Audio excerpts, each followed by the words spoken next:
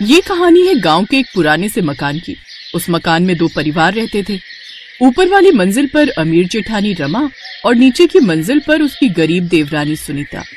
रमा का परिवार बेहद अमीर था और शहर से आए हुए हर ऐशो आराम में डूबा रहता था। वहीं सुनीता का परिवार सादगी में जीता था, पर उनके पास दिल की दौलत बहुत थी। रमा, ये देखो मैं तुम्हारे लिए क्या लाया हूँ। अरे वाह, आप मेरे लिए गिफ्ट लेकर आए हो।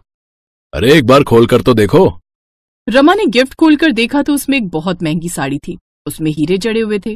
अरे वाह, इसमें तो हीरे जड़े हुए हैं। ये साड़ी आप कहाँ से लेकर आए हैं? ये मैंने अपने एक दोस्त से लंदन से मंगवाई है। दोनों पैसों में चूर थे। वो किसी को कुछ नहीं समझते थे खुद के सिवा। वहीं उसी मकान के नीचे विनोद भी अपनी पत्नी के लिए साड़ी लेकर आया। उसने पहले तो घर के बाहर अपनी साइकिल खड़ी की, फिर अंदर चला गया। ऊपर से विक्रम और उसकी घमंडी बीवी रमा देख रही थी। देख रहे हो अपने गरीब भाई को, साइकिल से चलता है लेकिन तुम्हारी देखा देखी ये भी अपनी बीवी के लिए गिफ्ट लाता ही रहता है। अरे इसकी बीवी एक नंबर की लुटेरन है, विनोद को लूटती रहती है।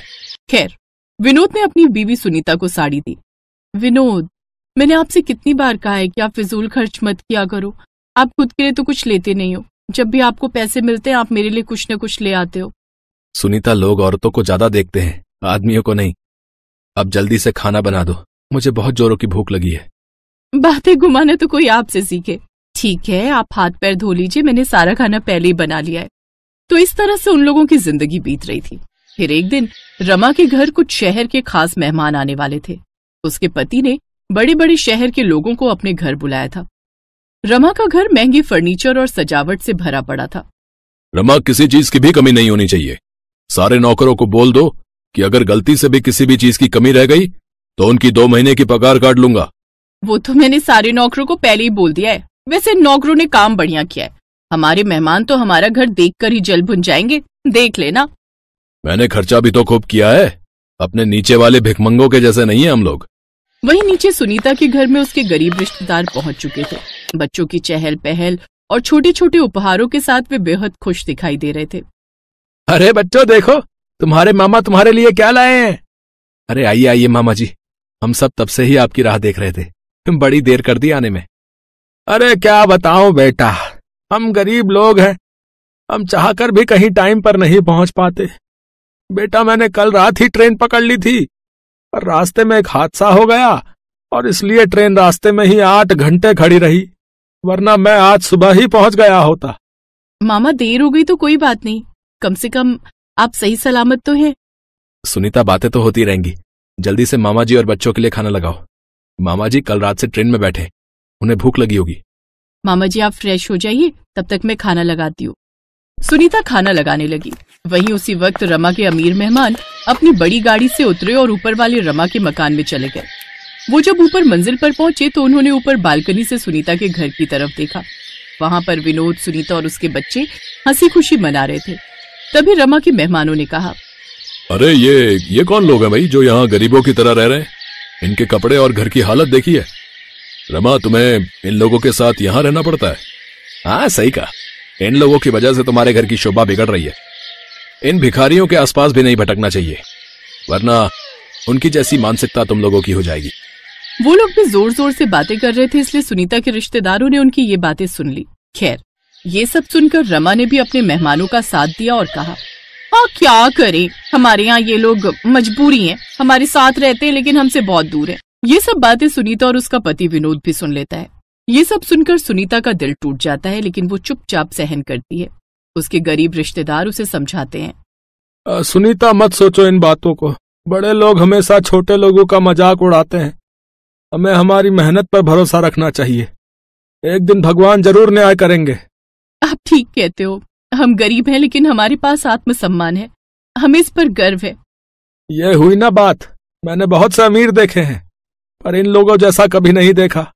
लगता है ये सब के सब या तो अपनी बाप की कमाई खा रहे हैं या फिर अभी नए नए अमीर बने हैं। शायद आप सही कह रहे हो मामा जी, हम इनकी बातें एक कान से सुनते हैं और दूसरे कान से निकाल देते हैं। खैर, इस तरह सुनीता और उसका परिवार गरीबी में भी संघर्ष करना नहीं छोड़ता। हर सुबह सुनीता और उसका पति मेहनत करते हैं। दिन रात काम करके वे अपने बच्चों का पेट पालते हैं और घर का खर्चा चलाते हैं। वहीं दूसरी ओर रमा का परिवार ऐशो आराम में समय बिताता रहता है और दूसरों का मजाक उड़ाने में लगा रहता है। विनोद, सुनीता, मैं तुम लोगों के यहाँ एक दिन का मेहमान बनकर आया था, पर मुझे यहाँ रुके हुए तो कई महीने बीत गए। आजकल ऐसे भांजे मिलते ही कहाँ हैं। अगर मेरे ऊपर इतनी बड़ी समस्या ना आती तो मैं यहाँ इतने दिन रुककर तुम लोगों पर कभी बोझ ना बनता। ये आप कैसी बहकी बहकी बातें कर रहे हैं मामा? मामा, इस घर में कोई बुजुर्ग नहीं था। कम से कम आपके यहाँ रहने से बुजुर्गों का साया तो हमारे सर पर है। वहीं दूसरी तरफ अमीर रमा और विक्रम के घर पर उसके अमीर मेहमान उस दिन से उनके घर में ही रुके हुए थे। उन्होंने धोखे से विक्रम की कंपनी को बर्बाद कर डाला और उन्हीं से पैसे लेकर अपनी नई कंपनी खोल ली। रमा के पति को बिजनेस में भारी नुकसान हो गया। उनकी सारी संपत्ति जब्त कर ली गई। ये जो लोग नए नए अमीर बनते हैं ना, इन्हें बिल्कुल अकल नहीं होती। अपनी अमीरी का दिखावा करने के चक्कर में अपना सारा कीमती सामान, कितना बैंक बैलेंस है, सब कुछ बता दिया। अब ये लोग भुगतेंगे और हम चलाएंगे अपनी कंपनी। बिल्कुल सही कहा। अब चुपचाप यहां से निकल लेते हैं। बेचारे ऊपर वाले नीचे रहने वाले हर गरीब का मजाक उड़ाया करते थे। अब दुनिया इनकी गरीबी का मजाक उठाएगी। चलो। वो दोनों रिश्तेदार चुपचाप विक्रम को बर्बाद करके वहां से चले गए। वहीं अब रमा का परिवार कर्ज में डूब चुका था। उन्होंने अपने सारे ऐशो आराम के सामान भी बेच दिए, लेकिन फिर भी उनका कर्ज चुकता नहीं हो पाया। मजबूर होकर रमा और उसका परिवार नीचे वाली मंजिल पर रहने चले आए। छोटे भाई विनोद, हमने तुम लोगों की गरीबी का बहुत मजाक उड़ाया। मामा जी आपको भी खूब भला बुरा कहा। हो सके तो हमें माफ कर देना। आज हम जब खुद गरीब हो गए तब हमें एक गरीब के दर्द का एहसास हुआ। सुनीता, हमारा घर तक बिक गया। अब हमारे पास कुछ भी नहीं बचा।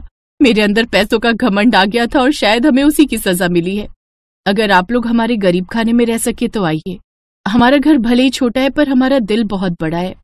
हाँ भैया, जो हुआ उसे जाने दीजिए। अब हम सब इसी घर में एक साथ रहेंगे। तो इस तरफ चारों लोग एक साथ नीचे वाले गरीब के घर में रहने लगे। दूसरी ओर सुनीता का परिवार अब अपनी मेहनत से धीरे धीरे सफलता की ओर बढ़ रहा था। उनका छोटा सा काम अब एक बड़ी दुकान में बदल गया था। सुनीता और उसके पति की मेहनत रंग लाई थी। अब उनके पास खुद का अच्छा खासा घर था और वे गांव में इज्जत से जी रहे थे। मामा जी, अगर आपने हमारी पैसों से मदद ना की होती तो आज हम इस मुकाम पर ना होते। बेटा, ये सब तुम्हारी और सुनीता की लगन और मेहनत का नतीजा है। इधर अब रमा समझ चुकी थी कि उसने कितनी बड़ी गलती की थी। उसे एहसास हुआ कि उसने अपनी देवरानी के साथ कितना बुरा व्यवहार किया था।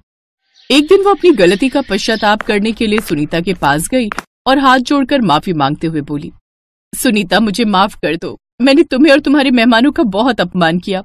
उस समय मुझे अपनी दौलत पर बहुत घमंड था, पर अब समझ में आया कि असली दौलत आत्मसम्मान और मेहनत होती है।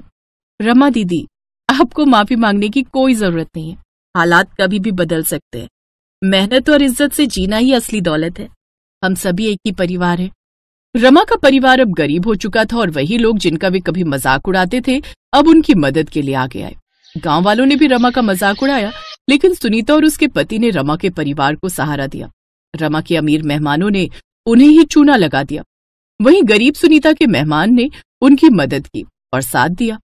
इस कहानी से हमें ये सीख मिलती है कि इंसान को अपनी मेहनत और ईमानदारी पर भरोसा रखना चाहिए।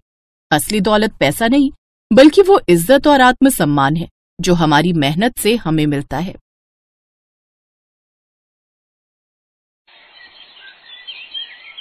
सुनिए ना, अब राहुल के लिए लड़की देखना शुरू कर दो। अब वो कमाता भी है और उसकी शादी की उम्र भी हो गई है। तुम ठीक कहती हो पायल, लेकिन सच कहूं तो मुझे ऑफिस के काम से फुर्सत ही नहीं, तो ये काम मैं तुम्हें ही सौंपता हूँ। इतनी बड़ी जिम्मेदारी आप मुझे क्यों दे रहे हैं? माँ बाबा के जाने के बाद जब तुमने इस घर की सारी जिम्मेदारियां इतने अच्छे से संभाल ली, तो फिर ये क्यों नहीं? भैया बिल्कुल ठीक कह रहे हैं भाभी। और वैसे भी हम दोनों ने सारा दिन काम के चक्कर में बाहर ही रहना है। घर पर तो आपको ही रहना है ना उसके साथ, तो आप खुद ही ढूंढो अपनी देवरानी। ये है पायल, जिसके सास ससुर की मौत कई साल पहले ही हो चुकी थी। पायल गरीब घर से थी और समझदार भी थी। उसने आते ही सारा घर संभाल लिया था।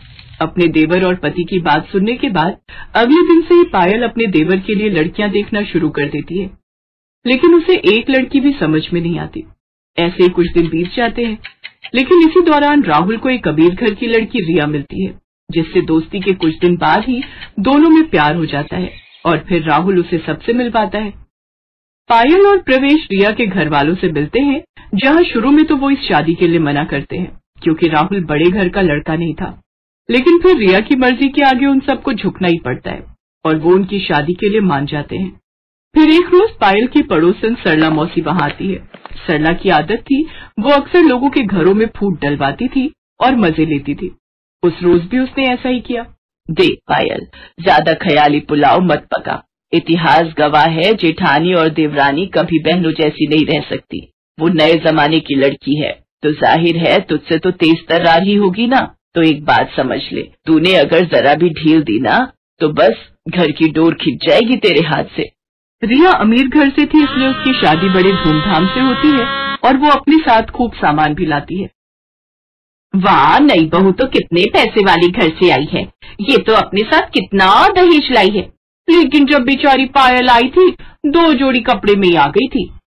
ये सब सुनकर पायल को अपनी देवरानी से जलन होने लगती है। शादी के बाद पायल उसे रहने के लिए ऊपर बना हुआ नया कमरा देती है, लेकिन कुछ ही दिनों में उसे नीचे का घर पुराना लगने लगता है और वो अपने पति से कहकर उस नए कमरे में शिफ्ट होने की बात करती है। होंगे वो अमीर घर से, लेकिन मेरे बाबा भी गांव के सरपंच हैं। हाँ, गरीब है लेकिन इज्जत वाले हैं और मैं उससे पहले इस घर में आई हूँ, इसलिए ऊपर वाले नए कमरे में तो मैं ही रहूंगी। रिया अमीर घर से थी लेकिन समझदार थी, इसलिए वो चुपचाप अपना ऊपर का कमरा अपनी जेठानी को दे देती है और खुद नीचे के फ्लोर पर शिफ्ट हो जाती है। और फिर कुछ ही दिनों के अंदर, भाभी आपने ये छत का दरवाजा क्यों लॉक किया हुआ है? मुझे कपड़े सुखाने ऊपर। क्यों? ऊपर क्यों सुखाने? नीचे भी तो जगह है ना, और वैसे भी ये हमारा पोर्शन है तो हमें भी तो कुछ प्राइवेसी चाहिए होती है ना। रिया ने शुरू में तो कुछ नहीं कहा, लेकिन धीरे धीरे उसे पायल का बर्ताव और उसकी हरकतें खटकने लगी। और फिर एक दिन, बस अब बहुत हो गया भाभी, और ये सब क्यों कर रही हैं? आपको मुझसे परेशानी क्या है? परेशानी मुझे क्यों होगी? हाँ, क्योंकि आप मुझे हर समय परेशान करती हो। मेरे क्या इतने बुरे दिन आ गए हैं? मुझे और भी काम होते हैं, समझी ना। भाभी, अगर आपके मन में कोई बात है तो हम बात कर सकते हैं, पर ऐसे एक दूसरे से मनमुटाव रखेंगे तो बड़ी दिक्कत हो जाएगी सच में। रिया की बात का पायल ने कोई जवाब नहीं दिया और वो उसे इग्नोर करके वहां से चली गई। अब तो रिया ने भी ठान लिया था कि वो भी अपनी जेठानी से वैसा ही व्यवहार करेगी जैसा वो उसके साथ कर रही थी। नतीजा ये हुआ कि आए दिन दोनों में बिना बात के खटपट होने लगी। उनकी इस तरह की लड़ाइयों से प्रवेश और राहुल भी परेशान हो गए। फिर एक दिन जब भरी दोपहर में पायल सब्जियां और राशन लेकर घर आई तो कई बार डोरबेल बजाने के बाद भी रिया ने घर का दरवाजा नहीं खोला। गर्मी से बेहाल पायल का पारा और चढ़ने लगा। रिया, ओ रिया, अरे कहाँ मर गई? उफ, अरे दरवाजा खोल जल्दी से। भाभी, अभी 15 मिनट और लगेंगे, वो मैं बाथरूम में हूं ना, इसलिए। रिया ने झूठ बोला था। वो ये सब पायल को सबक सिखाने के लिए कर रही थी। उधर तेज धूप में खड़ी पायल का गुस्सा बढ़ता जा रहा था और फिर जब काफी देर बाद रिया ने दरवाजा खोला तो पायल ने उसे खूब खरी खोटी सुनाई। नतीजा उस दिन देवरानी जेठानी के बीच इतना झगड़ा हुआ कि दोनों ने अब एक दूसरे से बात करना ही बंद कर दिया। कई महीने ऐसे ही बीत गए और फिर आया बारिश का मौसम। ओहो, ये बारिश कभी भी आ जाती है। उफ, मेरे कपड़े बड़ी मुश्किल से सूखे थे। तेज बारिश में रिया के सारे कपड़े भीग गए थे और ये देखकर पायल बस हंसे जा रही थी। और ये देखकर रिया को बहुत गुस्सा आ रहा था, लेकिन उसने पायल से कुछ नहीं कहा और चुपचाप अपने भीगे कपड़े लेकर अपने कमरे में आ गई। लेकिन तभी उसे कुछ याद आया। ओहो, ऊपर जाते हुए बेलन मेरे हाथ में था, लगता है ऊपर छत पर ही छोड़ आई, जाकर लाना पड़ेगा। बस महारानी ने फिर से छत का दरवाजा न लॉक कर लिया हो। रिया फौरन वापस छत पर गई तो दरवाजा खुला हुआ था। वो जैसे ही अपना बेलन लेकर वापस मुड़ी तो उसने देखा कि पायल तेज बारिश में भीगते हुए अमरे कमरे की छत पर चढ़कर ईंटों के सहारे पन्नी लगा रही थी। अब हंसने की बारी रिया की थी और रिया ने इस मौके को जाने भी नहीं दिया। वो खूब हंसी और पायल भी खूब चिढ़ी।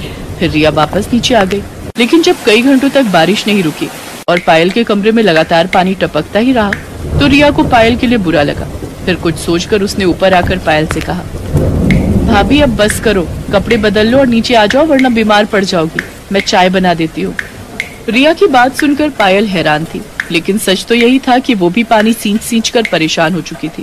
वो फौरन कपड़े बदल कर नीचे गई तो रिया ने उसे गर्मा गर्म चाय पकड़ा दी। दोनों साथ बैठकर चाय पी रही थी, लेकिन आपस में कुछ बोल नहीं रही थी। तभी राहुल और प्रवेश भी घर आ गए। वो दोनों रिया और पायल को एक साथ चाय पीते देख हैरान भी थे और खुश भी। दूसरी तरफ बारिश लगातार हो रही थी। नतीजा ये हुआ कि रात के वक्त पूरे मोहल्ले में बाढ़ आ गई और नीचे होने की वजह से रिया और राहुल के कमरे में रात के वक्त पानी भरने लगा। रिया, राहुल, ऊपर आ जाओ, जल्दी करो, नीचे पानी बढ़ रहा है। राहुल और रिया कुछ संकोच के साथ ऊपर चले आए। फिर पूरे 2 दिनों तक रिया और राहुल ऊपर वाले कमरे में पायल और प्रवेश के साथ ही रहे। ये पहली बार था जब रिया और पायल एक साथ रहे थे और पहली बार ही उन्हें एक दूसरे को अच्छे से जानने का मौका भी मिला था। बातों ही बातों में पता चला कि असल में सरला मौसी तो रिया को भी पायल के खिलाफ भड़का रही थी। अब जाकर पायल को अपनी गलती समझ आई। फिर एक दिन, अब अरे तुम दोनों एक साथ? हाँ मौसी, क्यों? नहीं नहीं, मैं तो बस ऐसे ही पूछ रही थी। ये लो मौसी, प्रसाद खाओ। हम दोनों साथ में मंदिर गए थे। सच में माता रानी ने हमारी आंखें खोल दी। सिर्फ आंखें नहीं, माता रानी ने तो हमारे कान भी खोल दिए ना भाभी। रिया की इस बात पर दोनों जोर जोर से हंसने लगी, लेकिन सामने खड़ी सरला की सूरत बस